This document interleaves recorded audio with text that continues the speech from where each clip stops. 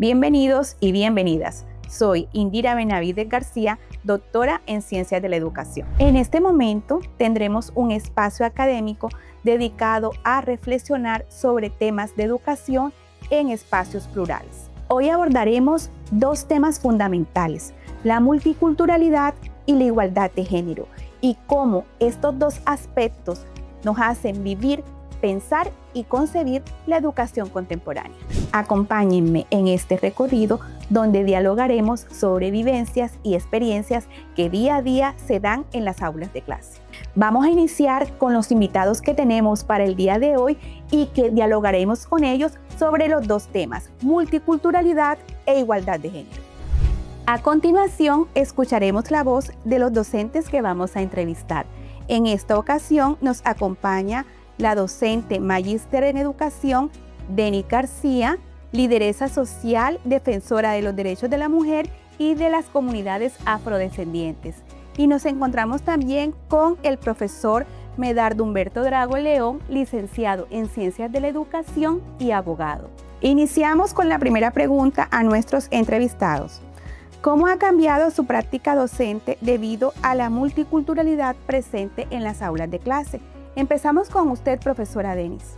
Bueno, muy buenas. Como ya dijo la doctora Indira, soy Denis García Arroyo, maestra en ejercicio, es decir, que estoy en el espacio de la escuela aún.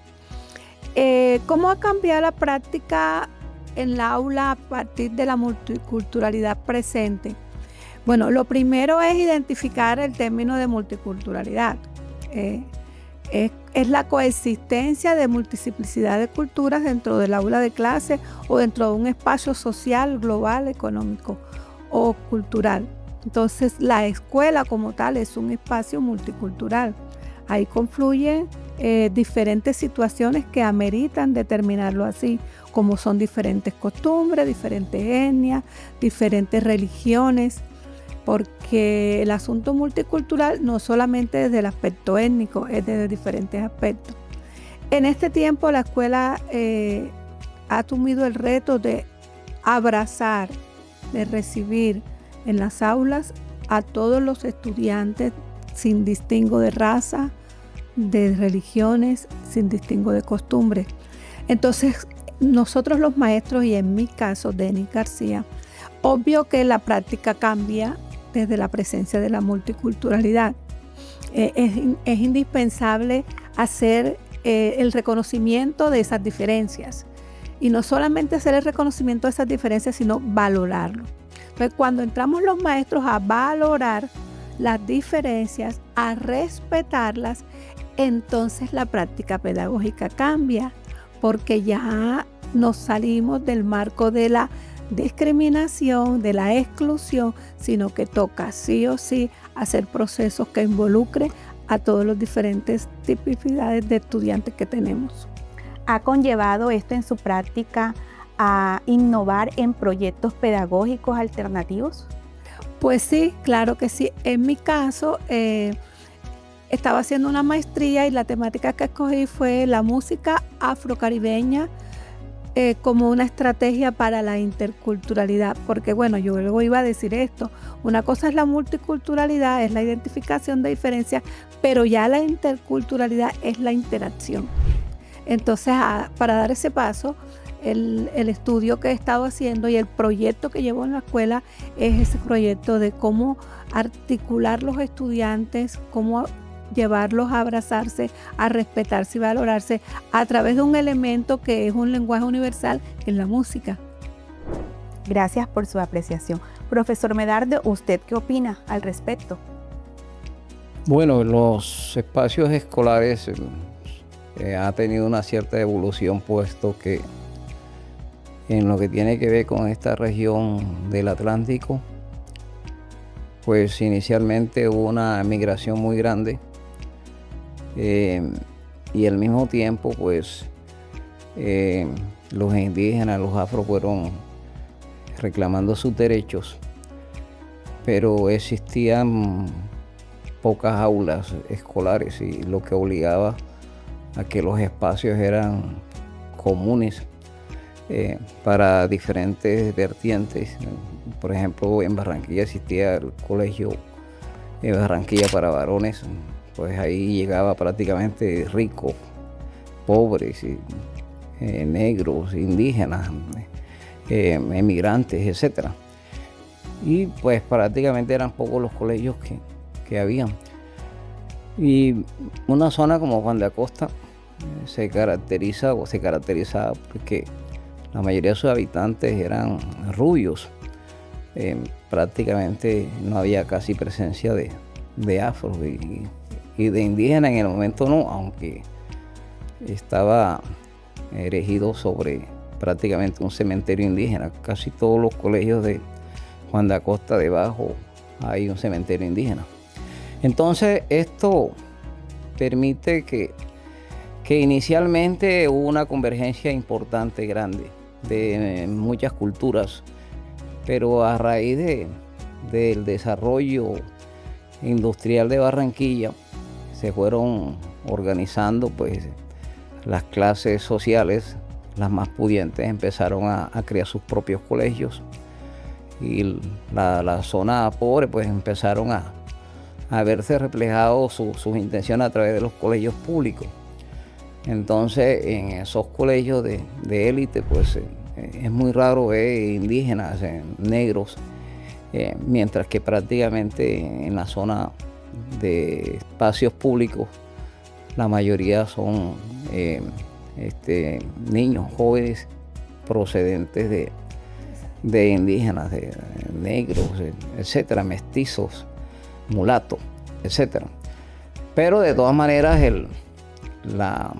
se ven las tendencias culturales, las prácticas, las diferencias, pero con el tiempo se ha ido como convirtiéndose en un elemento común, pues, en la comida, pues prácticamente las comidas se han convertido en identificaciones de lugares, de zonas, no específicamente, digamos, de esas culturas donde las cuales nacen, sino que la convergencia pues nos han vuelto comunes. Muchas cosas pues ya la vemos como nuestra, por ejemplo el casabe, ya uno no se pone a pensar que es indígena, ¿no? Los casabes lo hacen los indígenas, los campesinos colombianos, especialmente los de la costa caribe. Igualmente los sancochos que traen experiencias africanas, pues eso se ha convertido en una identidad nuestra. Entonces prácticamente en los colegios, pues por lo menos de los sectores populares, esa diferencia multicultural existe, pero no se siente ese rechazo que sí ocurre en los espacios escolares de colegios de los ricos de esta zona. Bueno, la siguiente pregunta es: ¿qué avances identifica en la escuela respecto a la igualdad de género? Iniciamos con usted, profesora Denis. Bueno, igualdad de género. Respecto a esta temática, sabemos que nosotros vivimos en un país machista por naturaleza, con un machismo estructural del gobierno y desde la conformación de la República de Colombia. Además racista, hay de soslayo, así como que no quiere la cosa. Entonces las escuelas es igual, o sea, están constituidas, incluso tú sabes que por mucho tiempo todavía hay algunas escuelas que se erigieron escuelas sexistas, escuelas para varones, escuelas para niñas. Ya mencionaba ahorita el profe del Colegio Barranquilla para varones, pero es que también existía el Colegio Barranquilla para señoritas. Entonces, cuando eso cambia, porque las políticas educativas en Colombia empezaron a cambiar, nacen los colegios mixtos alrededor de los años 60, 70, más 60, 70, cuando nacen los colegios mixtos, entonces nace la relación cercana entre hombres y mujeres, niñas, niños, adolescentes. ¿Qué sucede? Que ha sido una lucha permanente, primero para el propio maestro. En este caso, para mí, soy maestra, mujer, víctima de todo tipo de vejámenes desde el punto de vista machista y además también racista. Pero entonces uno decide a través de la educación, de la formación que recibe, dar un cambio, aceptar que hay unas realidades y además de aceptarlas, propiciar espacios para que haya esas innovaciones y esos cambios frente a la igualdad de género. Entonces, no podemos hablar en este momento aún en Colombia en unos avances de igualdad de género.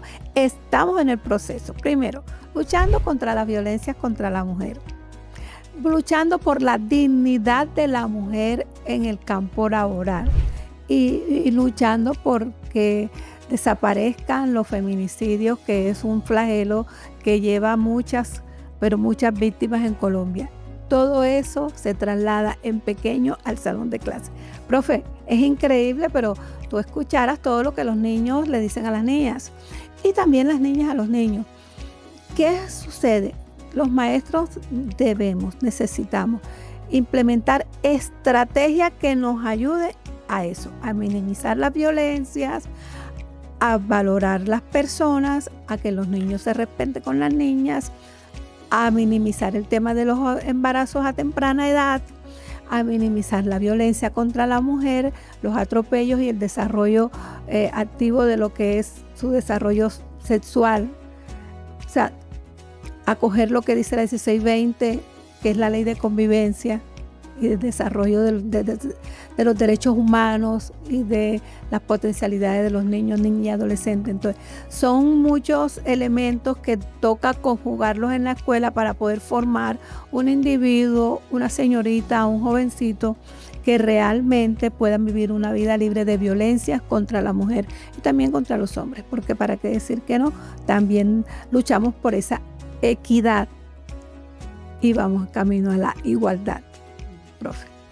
Continuemos con usted, profesor Medardo. Lo que ocurre en las aulas es lo que ya se viene dando en las relaciones de carácter social. ¿Qué pasa? Que si nosotros miramos las culturas que se centran en este espacio, encontramos que sobresale la cultura afro. Realmente carga un machismo ancestral. San Basilio de Palenque, pues, quienes han estado ya se han dado cuenta de que realmente es notoria la supremacía del varón, del macho. Y eso, pues, desde luego llega a los establecimientos educativos.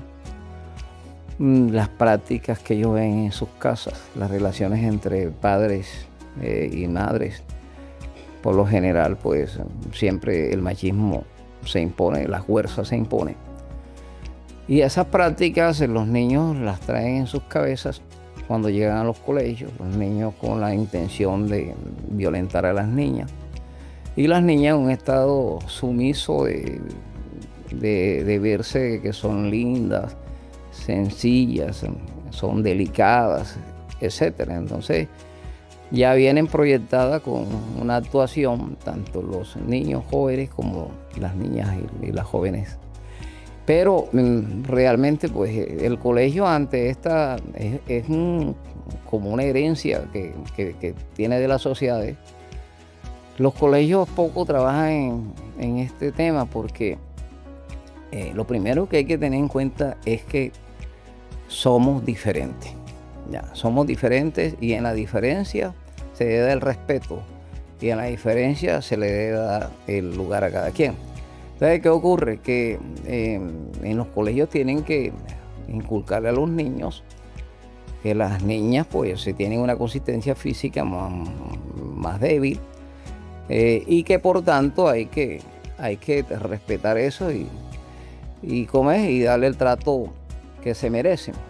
Ahora, no podemos tampoco mandarle el mensaje a las niñas y a los niños de que son iguales desde el punto de vista físico, porque eso no es así. A nivel cerebral, y eso está demostrado.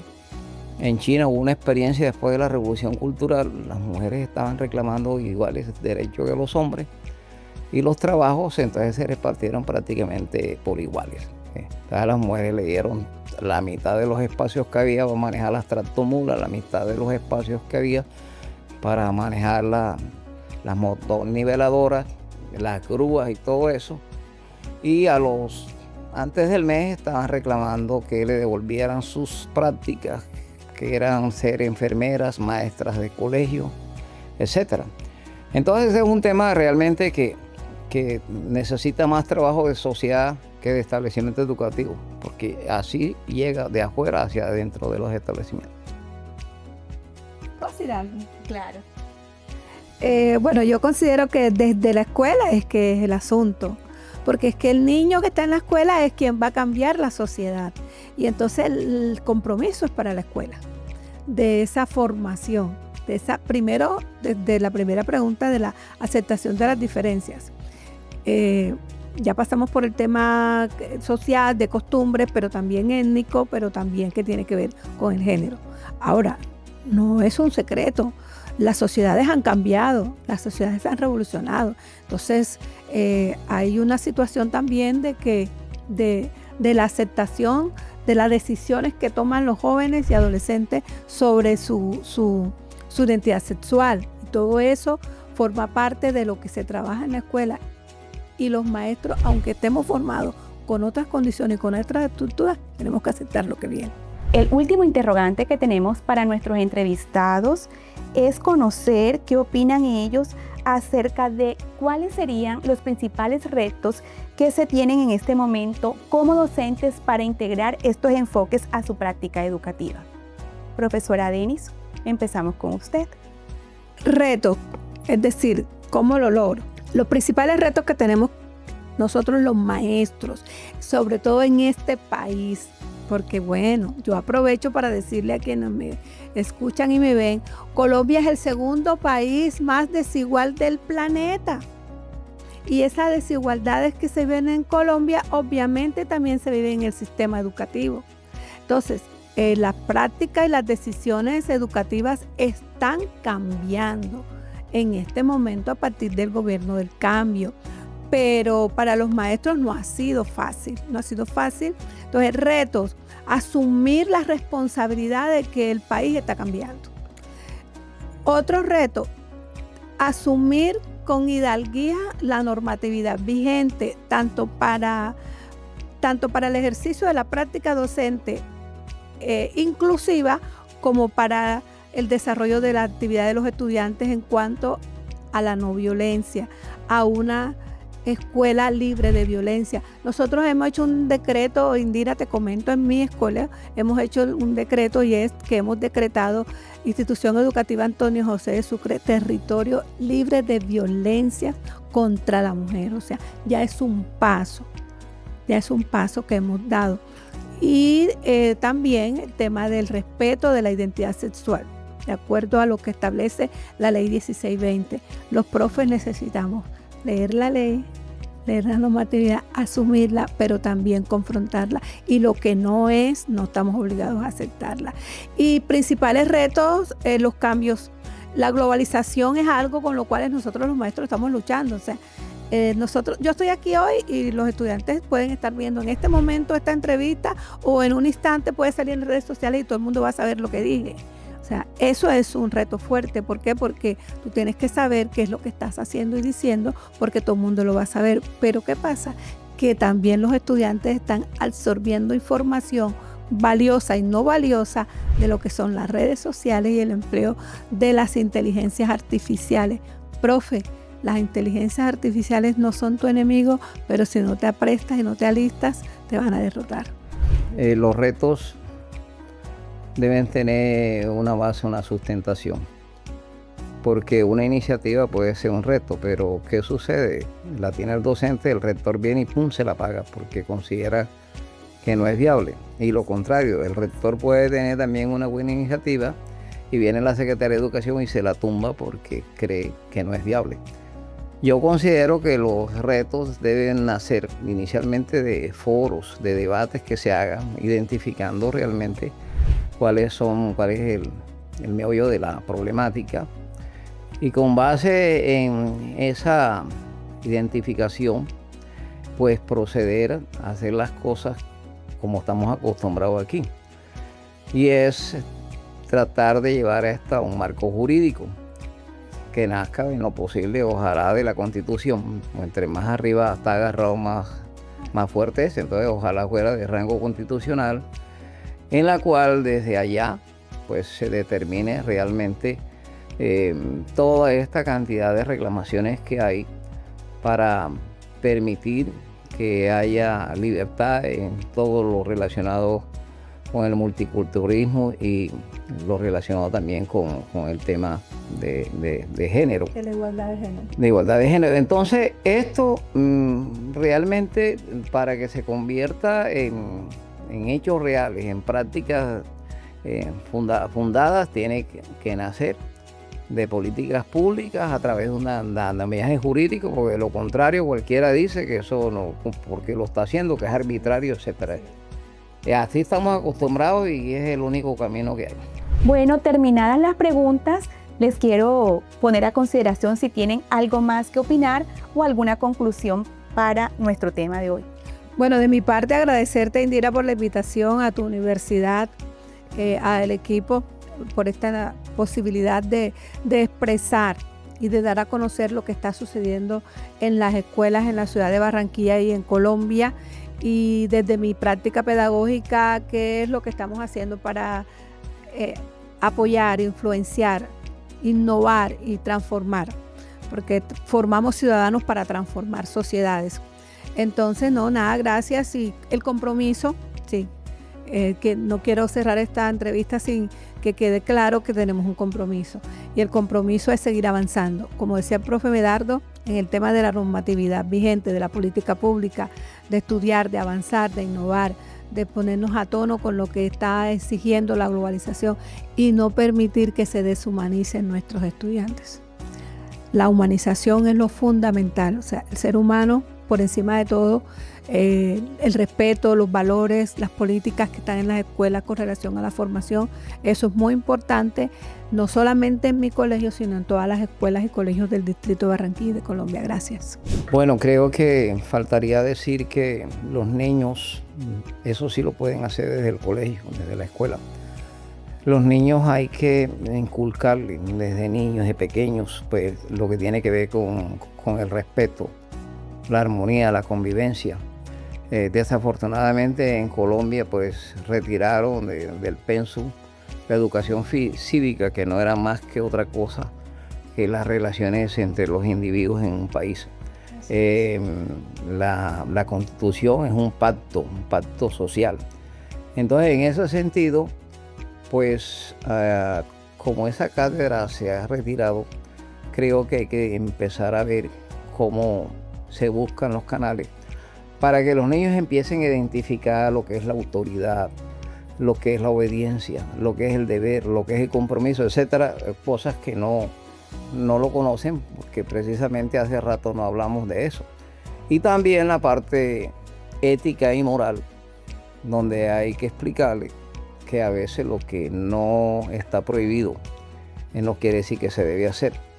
Hay un tipo de autocontrol, de autocensura que tenemos que ponerla en práctica. Y eso hay que inculcárselo a los niños desde muy pequeños. La multiculturalidad y la igualdad de género no son temas aislados, son el enfoque para una educación con humanidad, justicia y dignidad. Educar en la diversidad no es un reto únicamente académico, es una oportunidad para construir sociedades mejores, solidarias y profundamente democráticas. Gracias por acompañarnos en esta reflexión. Los invito a que sigamos dialogando, construyendo y transformando juntos. Hasta una próxima ocasión.